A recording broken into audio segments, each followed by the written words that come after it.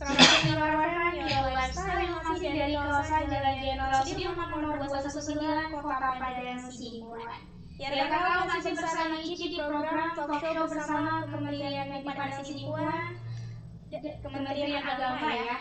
Baiklah kalau begitu tanpa berlama-lama lagi, mari kita lanjutkan pemaparan dari Ustaz Lahuddin Siregar yang bertemakan peristiwa yang terjadi di bulan Muharram. Kepada Ustaz Lahuddin Siregar dipersilakan. Kepada kita semua pendengar FM yang berbahagia, seperti di Al-Quran itu, makanya disebut Al-Quran itu kitab suci. Segala aspek kehidupan tercantum di dalam Al-Quran, bukan hanya tentang ilmu agama, bukan hanya tentang ibadah, tapi segalanya tercantum ataupun termaktub di dalam Al-Quran. Salah satunya adalah kisah-kisah. Itu bukan kisah yang dibuat-buat. Itu adalah peristiwa-peristiwa yang diceritakan ataupun yang telah difirmankan oleh Allah Subhanahu wa taala. Makanya di Al-Quran juga di samping bukan hanya ibadah, ada kisah ataupun kisah cerita.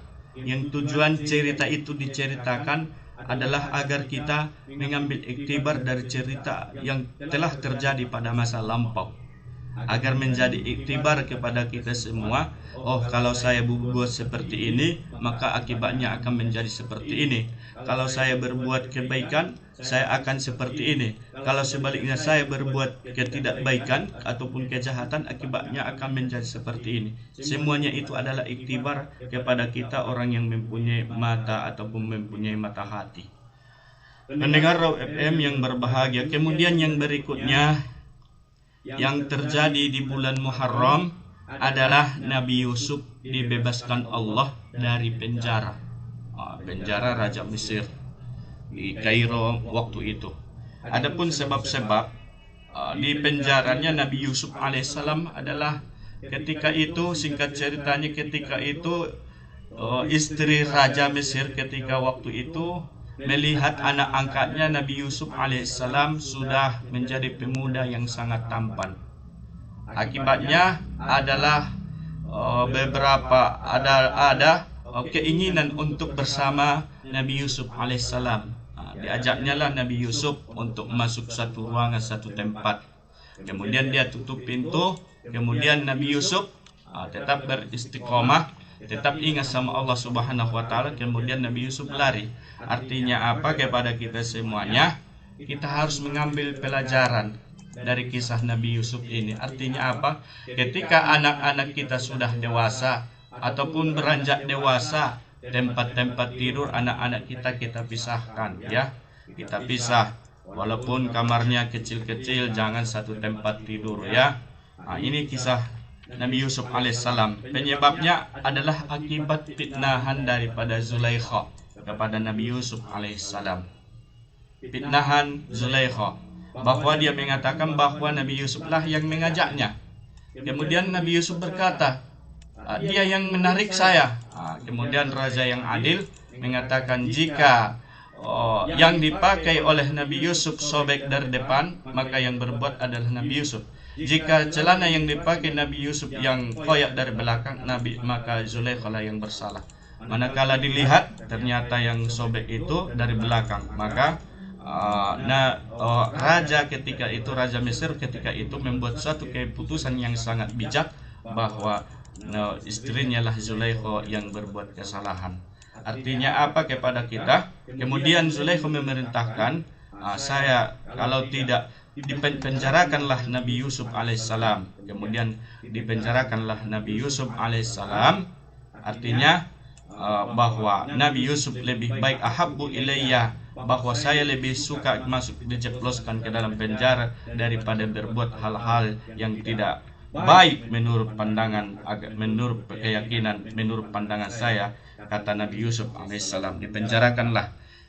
Kemudian Nabi Yusuf dibebaskan oleh Allah Subhanahu wa taala dari penjara di Mesir ketika itu. Itu juga terjadi di bulan Muharram. Kemudian yang berikutnya yang terjadi di bulan Muharram adalah sembuh penglihatan Nabi Yakub alaihissalam. Kita ingat bahwa Yusuf ayahnya adalah Yakub alaihissalam. Dua-duanya adalah Nabiullah. Ketika masih kecil, Yusuf alaihissalam bermimpi, "Inni ra'aitu ahada asyara kawkaban wasyamsa wal qamara ra'aituhum li sajidin." Nabi Yusuf bercerita kepada ayahnya Yakub, "Wahai ayahku, saya semalam bermimpi, saya melihat 11 bintang. 11 bintang tersebut itu datang kepada aku sembari mereka sujud." Kemudian Nabi Yakub berkata, "Qala la taqasus ru'yaka ala ikhwatika."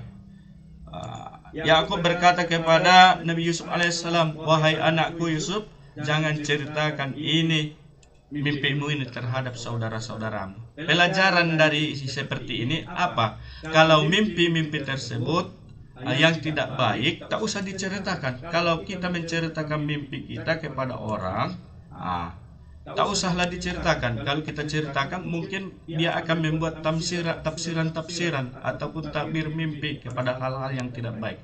Cukuplah kalau kita bermimpi, kalau yang baik, ucapkanlah hamdalah, ucapkanlah pujilah Allah.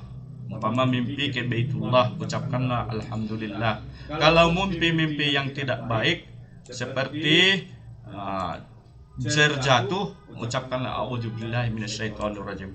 Kalau ada yang menakut-nakuti, umpamanya ludahilah sebelah kiri, tapi tak usah pakai air ludah, gitu aja ya. Kemudian ucapkanlah a'udzubillahi minasyaitonirrajim. Inilah adab kita ketika kita sedang bermimpi. Sembuh penglihatan Nabi Yakub alaihissalam. Sudah lama tidak berjumpa dengan anak yang terkasih Nabi Yusuf alaihissalam, akibat dipenjarakan di penjara Mesir. Kemudian Yakub karena kerinduannya kepada Nabi Yusuf sampai-sampai matanya buta, tidak bisa melihat. Kemudian masa itu keadaan Mesir sedang paceklik, susah cari makan, susah keuangan, susah tanam-tanaman, gagal tanam tanaman untuk panen. Maka perbendaharaan kerajaan Mesir waktu itu adalah di tangan Nabi Yusuf alaihissalam. Nabi Yusuf ini bendahara di kerajaan Raja Mesir. Kemudian mereka membuat lumbung yang kegunaannya untuk diberikan kepada rakyat-rakyat Mesir di kala itu. Kemudian Nabi Yakub memerintahkan juga ingin menjemput, katakanlah kalau masa sekarang, sembako ke Raja Mesir waktu itu. Kemudian Nabi Yakub berpesan kepada saudara-saudara Nabi Yusuf alaihissalam, kalau kamu nanti masuk istana jangan dari satu pintu, tapi dari setiap pintu. Bercerai berpisah untuk masuk ke istana Raja Mesir. Kemudian masuk wadakhulu min abawabim mutafarriqah, dan mereka masuk dari pintu-pintu yang terpisah. Kemudian disukatlah sukatan ini, kebutuhan pokok ini diberikanlah. Pendek ceritanya, pulanglah saudara-saudara Nabi Yusuf alaihissalam. Di tengah jalan terciumlah keharuman pakaian yang dipakai oleh Nabi Yusuf. Kemudian sampai di rumah, singkat ceritanya, diletakkanlah baju Nabi Yusuf alaihissalam ini ke muka Nabiullah Yakub alaihissalam, fartadda basira. Kemudian Nabi Yakub alaihissalam bisa melihat kembali dengan secara normal. Pelajaran dari sini apa? Jika kita seorang anak, katakanlah umpama di hari raya, jangan kita siksa orang tua kita itu dengan kerinduan. Bergegaslah kita pulang. Jangan terlalu lama kita di perantauan. Jangan putuskan komunikasi dengan orang tua. Mungkin di hadapan kita orang tua kita tegar terhadap diri kita. Mungkin orang tua tidak memperlihatkan rasa sakitnya terhadap kita anak-anaknya, tapi hakikatnya mereka rapuh di dalam hati mereka akibat kerinduan terhadap anak-anaknya. Kemudian pendengar Raw FM yang berbahagia, yang terjadi di bulan Muharram berikutnya adalah Nabi Allah Ayub pulih dari penyakit kulit. Allah uji beliau, apakah Nabi Ayub bisa sabar dengan ujian yang diberikan oleh Allah Subhanahu wa taala. Tapi Nabi Ayub tetap bersabar. tetap bersabar. Bertahun-tahun dialami oleh Nabi Ayub dengan penyakit kulit tersebut. Tapi beliau, apa yang dikatakan beliau? Apa curahan hati beliau kepada Allah Subhanahu wa Ta'ala? Bukan seperti kita yang dikatakan Nabi Allah Ayub, Anni massaniyad durru wa anta arhamur rahimin. Wahai Allah, telah menimpa kepadaku kesusahan ataupun telah menimpa kepadaku suatu kesedihan. Anta arhamur rahimin, engkaulah yang maha pengasih dan maha penyayang. Artinya penyakitnya itu tidak diucapkannya kepada Allah, tidak diadukannya kepada Allah Subhanahu wa Ta'ala. Hanya dia mengatakan menimpa kepada saya satu kesusahan. Artinya apa? Ketika kita berdoa, ada adab-adab kita dalam berdoa. Bagaimana adab-adab berdoa tersebut? Utamanya adalah berniat, kemudian kita suci, kemudian menghadap kiblat, kemudian memakai pakaian yang paling bagus, yang paling nyaman, yang paling rapi. Kemudian apa? Doa tersebut kita hadirkan dari dalam hati kita, kita ucapkan dengan lisan kita, dan kita gantungkan bahwa doa-doa kita itu pasti akan diijabah oleh Allah Subhanahu wa Ta'ala. Artinya di saat kita sakit, yang pertama kita adukan adalah kepada Allah Subhanahu wa Ta'ala. Allahu asy-syafi, Allah yang maha menyembuhkan. La syifaan illa syifauka, tak ada yang menyembuhkan kecuali engkau ya Allah yang maha menyembuhkan. Kemudian kita laksanakan syariat. Jika sakit kepala, umpama pergi ke warung, belilah paramek, kemudian makan, kemudian serahkanlah urusannya kepada Allah Subhanahu wa Ta'ala. Pendengar FM yang berbahagia, kemudian yang ke-9, kemudian yang berikutnya yang terjadi di bulan Muharram adalah Nabi Yunus alaihissalam keluar dari perut ikan paus ataupun ikan nun. Sebagian ulama kita mengatakan bahwa yang ada di dalam surah Al-Quran, surah Al-Qalam, Nun wal qalami wa ma yasturun. Nun itu adalah ikan yang menelan Nabi Yunus alaihissalam. Nah, ini ceritanya ketika Nabi Yunus mengajak kaumnya. Kemudian kaumnya hanya sedikit yang beriman kepada Nabi Yunus alaihissalam. Kemudian Nabi Yunus hampir merasa putus asa. Tidak sampai putus asa. Kemudian Nabi Yunus pergi ke laut, kemudian menaiki perahu. Di saat itu para nelayan ataupun orang-orang yang ada di perahu tersebut, ketika itu datang gelombang yang sangat besar. Kapal terombang-ambing. Mereka mengadakan undian. Undian tersebut keluarlah menepatilah kepada Nabi Yunus alaihissalam. Kemudian orang-orang awak kapal tersebut menceburkan Nabi Yunus alaihissalam. Kemudian datanglah ikan paus yang menyelamatkan Nabi Yunus alaihissalam. Nabi Allah Yunus bukan dimakan ikan hakikatnya, tapi dia diselamatkan oleh ikan. Kalau dimakan ikan, kita katakan Nabi Yunus alaihissalam, tentu Nabi Yunus sudah wafat ketika itu. Tapi diselamatkan oleh ikan paus tersebut dan masuklah ke dalam perut ikan paus tersebut sembari Nabi Yunus alaihissalam berdoa kepada Allah Subhanahu wa Ta'ala, Inni zolamtu nafsi subhanaka inni kuntu minadz zalimin. Maha suci engkau, sesungguhnya saya kuntu minadz zalimin, termasuklah orang-orang yang zalim. Kenapa diakui oleh Nabi Yunus beliau adalah orang yang zalim? Karena dia bukan berlari, karena dia pergi ke laut, kemudian ditelan oleh ikan paus tersebut. Kemudian fil zulumati salas, Nabi Yunus hidup dalam kegelapan, dalam 3 kegelapan. Yang pertama adalah gelapnya malam, kemudian yang kedua gelapnya lautan, kemudian yang gelap yang ketiga adalah gelapnya di dalam perut ikan paus. Kemudian zikir beliau, subhanaka inni kuntu minadz zalim. Artinya di saat-saat kita di dalam tempat-tempat yang sepi, katakanlah di kamar kita umpamanya, ucapkanlah zikir-zikir tersebut.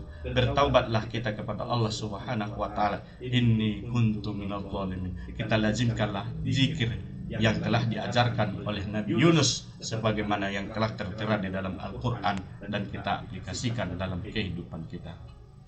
Pendengar FM yang berbahagia, kemudian yang terakhir, peristiwa yang terjadi di bulan Muharram adalah Nabi Musa selamat dari kejaran Fir'aun.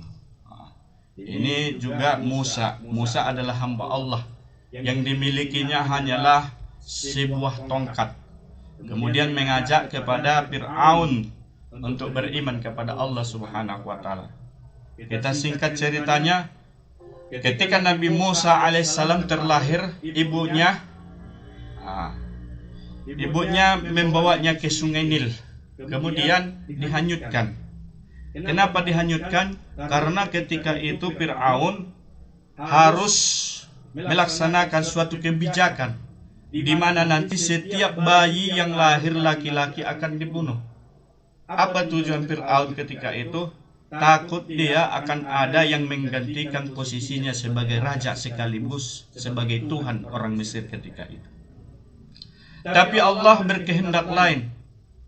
Allah Subhanahu wa Ta'ala memerintahkan kepada ibu Nabi Musa alaihissalam, seperti mendatangkan ilham kepada kepada ibu Nabi Musa alaihissalam untuk menghanyutkan Musa alaihissalam ke sungai Nil. Ketika sudah dihanyutkan, datanglah istri Fir'aun yang sedang mendekati pinggir kali Nil, sungai Nil ketika itu. Diambilnyalah ini, digendongnyalah Nabi Musa alaihissalam. Kemudian dibawalah ke istana, ke kerajaan Fir'aun. Ketika itu Fir'aun hendak melaksanakan aktivitasnya untuk membunuh bayi yang sedang lahir, membunuh bayi yang telah lahir apabila dia laki-laki. Kemudian apa yang dikatakan oleh istri Fir'aun? Kita tak punya anak, kita jadikanlah anak ini sebagai anak kita, sebagai yang penghibur kita, yang menemani kita di istana ini. Kemudian dihidupkanlah, kemudian dijagalah Nabi Musa alaihissalam di istana Fir'aun. Ketika sudah beranjak dewasa, datang wahyu Allah kepada Nabi Musa alaihissalam, mengajak Fir'aun untuk beriman kepada Allah Subhanahu wa Ta'ala. Inilah percakapan antara Fir'aun dengan Musa. Wahai Musa, engkau begitu, ketika itu engkau masih kecil, aku yang memberikanmu makan, aku yang memfasilitasimu. Sekarang engkau sudah dewasa, engkau mengajakku untuk beriman kepada Allah. Engkau tak punya apa-apa, sedangkan saya adalah manusia ataupun raja yang sangat kaya raya. Tapi Nabi Musa alaihissalam tetap istiqamah dalam ajakan untuk mentauhidkan Allah Subhanahu wa Ta'ala. Tapi apa dikata Fir'aun dengan segala kesombongannya mengusir Nabi Musa alaihissalam dari istananya. Kemudian yang berikutnya yang dilaksanakan. Ketika itu pengikut Nabi Musa alaihissalam sudah ada dari kalangan Bani Israel. Semakin hari pengikut Nabi Musa semakin ada. Tapi akibatnya Fir'aun mengajak kepada Nabi Musa untuk adu tanding. Karena Fir'aun ini mempunyai tukang-tukang sihir. Siapa di antara kita yang menang, maka dialah yang berkuasa. Begitulah kira-kira. Kemudian mereka berjanji mufakat untuk melaksanakan suatu adu tanding antara kekuatan. Datanglah tukang-tukang sihir Fir'aun melemparkan tali temali yang berubah menjadi ular-ular kecil. Maka Allah mewahyukan kepada Musa alaihissalam, alqi asaka, dan letakkanlah tongkatmu wahai Musa. Fa idza hiya suqbanun mubin. Ketika itu juga tongkat Nabi Musa alaihissalam berubah menjadi suqbanun mubin, yaitu ular yang sangat besar, kemudian memakan tali temali yang sudah menjadi ular-ular kecil, kemudian dimakan oleh ular Nabi Musa alaihissalam. Kemudian berikutnya dengan nada kesombongannya, qalu amanna bi rabbi Haruna wa Musa. Tukang-tukang sihir Fir'aun tersebut mereka mengatakan, kami beriman kepada Tuhan Nabi Allah Musa dan Harun. Kemudian yang beriman ini dibunuh oleh Fir'aun sekaliannya. Artinya apa kepada kita semuanya? Meskipun kita mempunyai budi yang sangat banyak kepada seseorang, tak usah kita ingat-ingat kebaikan kita kepada seseorang. Tak usah kita ingat jasa-jasa kita kepada seseorang. Tak usah kita ingat-ingat bantuan-bantuan yang kita berikan kepada seseorang. Tapi yang harus kita ingat sebaliknya adalah berapa banyak hati yang terluka akibat perkataan kita. Berapa banyak tindakan-tindakan kita yang di luar nalar pikiran kita. Berapa banyak perkataan-perkataan yang menyinggung perkataan ataupun hati seseorang, apalagi orang tua kita ataupun guru-guru kita. Ini yang kita perbaiki. Akhirnya, bagaimana Allah hinakan Fir'aun. Ketika itu di pagi hari, di Laut Merah, ketika hampir Nabi Musa alaihissalam dapat dikejar oleh Fir'aun beserta Haman dan pasukan-pasukannya. Di pinggir Laut Merah, Allah mewahyukan kepada Nabi Musa, pukulkanlah tongkatmu. Maka Nabi Musa alaihissalam memukulkan tongkatnya ke Laut Merah. Dikejarlah terus Nabi Musa beserta Bani Israel untuk dibunuh sampai di pinggir, dan pasukan Fir'aun di tengah laut. Kemudian laut tersebut kembali bersatu. Akibatnya tenggelamlah Fir'aun beserta pendukung-pendukung Fir'aun. Artinya apa kepada kita? Meskipun kita dekat dengan penguasa, tapi kalau penguasa yang jalan, tak usahlah kita ikuti. Karena itu akan mendapatkan siksa ataupun kesengsaraan terhadap kita. Saudaraku pendengar Raw FM yang berbahagia, inilah beberapa kisah yang terjadi di bulan Muharram. Yang kesemuanya ini adalah iktibar kepada kita semuanya, bahwa kisah ini diceritakan bukan hanya sekedar kisah, tapi kita ambil iktibar, kita ambil pelajaran bahwa Fir'aun Allah tenggelamkan dengan air, padahal dia sudah mengaku sebagai Tuhan yang menguasai langit dan bumi. Tapi Allah hinakan dia, Allah matikan dia di Laut Merah dengan tenggelam. Di saat tenggelam, apa yang dikatakan beliau? Ketika tubuh beliau nyawanya sudah sampai di kerongkongan, amantu bi Rabbi Musa, saya beriman kepada Tuhan Nabi Musa. Nabi mengatakan, innallaha yaqbalu taubata malam yughargir, sesungguhnya Allah subhanahu wa ta'ala menerima taubat seseorang selama hamba tersebut, selama seseorang tersebut belum mendapatkan, belum di waktu sakaratnya. Artinya kepada kita, di saat kita mempunyai puncak kejayaan, jangan lupa bahwa orang juga akan orang memberi nasihat kepada kita. Kita terimalah nasihat-nasihat yang bijak dan arif tersebut. Pendengar Raw FM, inilah kisah-kisah sebagian yang terjadi di bulan Muharram. Pendengar Raw FM yang berbahagia, inilah peristiwa-peristiwa yang terjadi di bulan Muharram. Di samping itu juga masih banyak kisah-kisah. Cuman ini menghemat waktu kita. Ini dulu yang bisa disampaikan kepada kita semuanya. Artinya kepada kita, apalagi generasi-generasi kita. Ini sebentar lagi kita sudah memasuki hari kemerdekaan kita. Apa artinya kita memperingati hari kemerdekaan kita? Kita harus merdeka. Artinya bagaimana kita merdeka? Utamanya lah merdeka dalam dunia pendidikan. Jangan kita menjadi manusia-manusia yang bodoh. Jangan kita menjadi manusia-manusia yang tidak ingat dengan jasa-jasa para pahlawan kita. Mereka itu adalah pejuang-pejuang kita. Mereka itu adalah orang-orang yang sangat berpengaruh, sangat berjasa terhadap bangsa kita ini. Mereka berjuang untuk kemerdekaan kita. Kita hargai jasa-jasa mereka, utamanya di dalam dunia pendidikan. Jadilah kita menjadi siswa-siswa yang berperan aktif dalam dunia pendidikan, yang rajin belajar, yang boleh belajar. Kemudian kalau sudah berhasil, kita ajarkan kepada generasi-generasi kita pendidikan-pendidikan tersebut. Kita ajarkan kepada mereka sejarah-sejarah pahlawan-pahlawan kita, bahwa kemerdekaan itu kita gapai bukan karena diberikan orang, tapi akibat tumpahan darah kita, sehingga kita, bangsa kita menjadi merdeka. Mereka bersimbah darah, mereka wafat, mereka syuhada.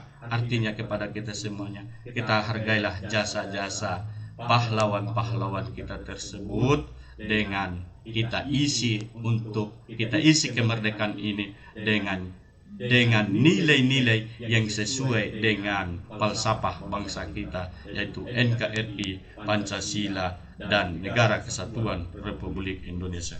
Pendengar Raw FM yang berbahagia, kun aliman, jadilah orang yang berilmu.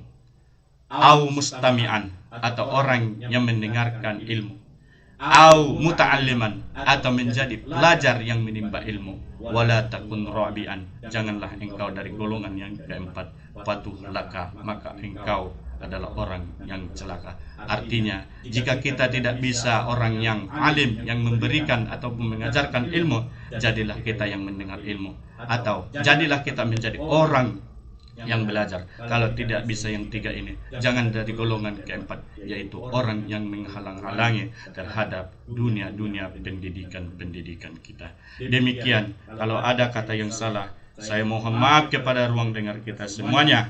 Dan ini hanya disampaikan oleh Al-Fakir untuk sebagai penggugah terhadap kita bersama, bahwa kita harus tahu sejarah agama kita dan juga harus tahu perjuangan bangsa kita ini. Wabillahi taufiq wal hidayah. Wassalam bil ma'ab. Assalamualaikum warahmatullahi wabarakatuh. Ya, terima kasih kepada Ustaz Muhyiddin Zikri yang sudah memberikan paparannya tentang tema kita pada hari ini, peristiwa yang terjadi di bulan Haram. Terima kasih kepada Ustaz. Demikianlah talkshow kita pada sore hari ini bersama Kenapa pada Sipuan yang Rabu 9 Agustus 2023. Akhir kata dari wassalamualaikum warahmatullahi wabarakatuh.